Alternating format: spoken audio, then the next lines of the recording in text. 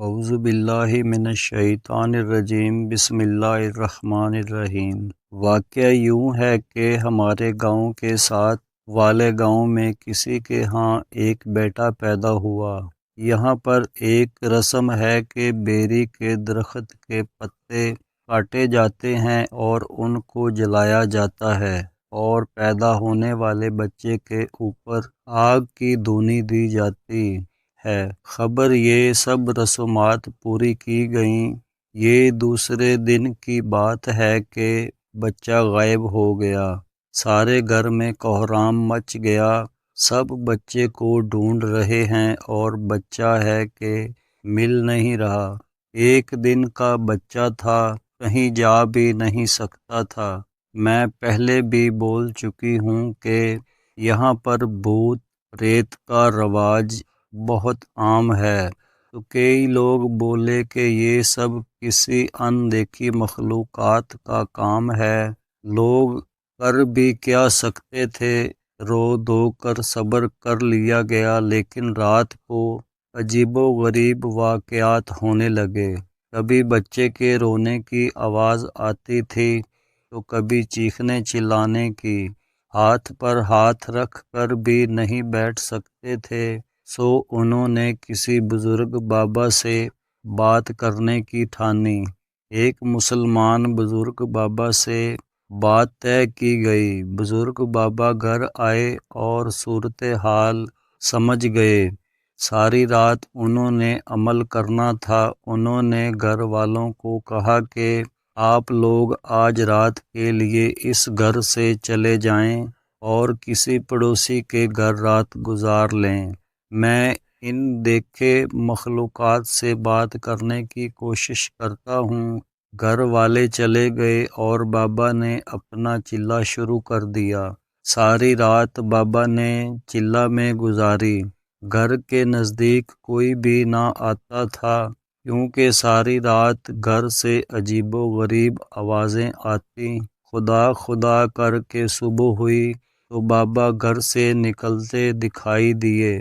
سب ان کا انتظار کر رہے تھے۔ بابا نے کہا کہ یہ سب کسی اندیکھی مخلوقات کی کارستانی ہے اور ان سے میں نے معاہدہ کر لیا ہے، لیکن اب جو کچھ ہوا اس کو بھول جائیں، ورنہ نقصان کے آپ لوگ خود ذمہ دار ہوں گے۔ عدلے کا بدلہ ہو گیا، بس اب بات ختم۔ تو گھر والے بولے کیا مطلب، کیسا عدلہ بدلہ؟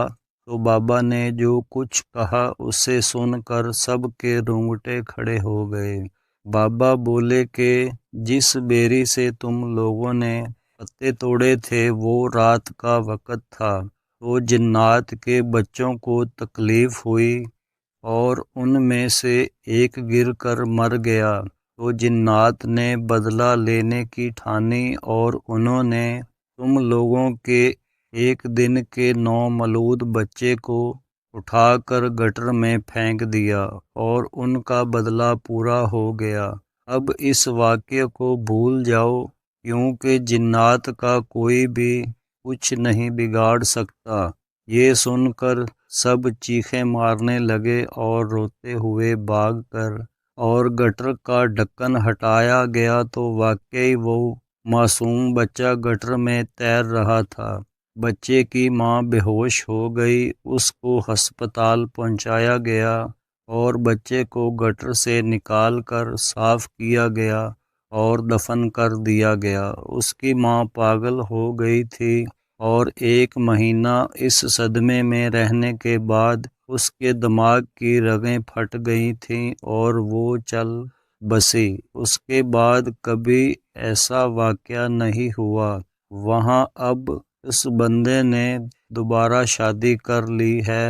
4 مہینے پہلے اس کے ہاں ایک بیٹا پیدا ہوا اور حیرانی کی بات یہ ہے کہ اس بچے کی شکل بالکل اپنے بھائی سے ملتی تھی، اور جو ظالم جنات کے ہاتھوں ظلم کا شکار ہوا تھا، ظالم کوئی نہیں ہے، بس سب کو اپنی اولاد پیاری ہوتی ہے۔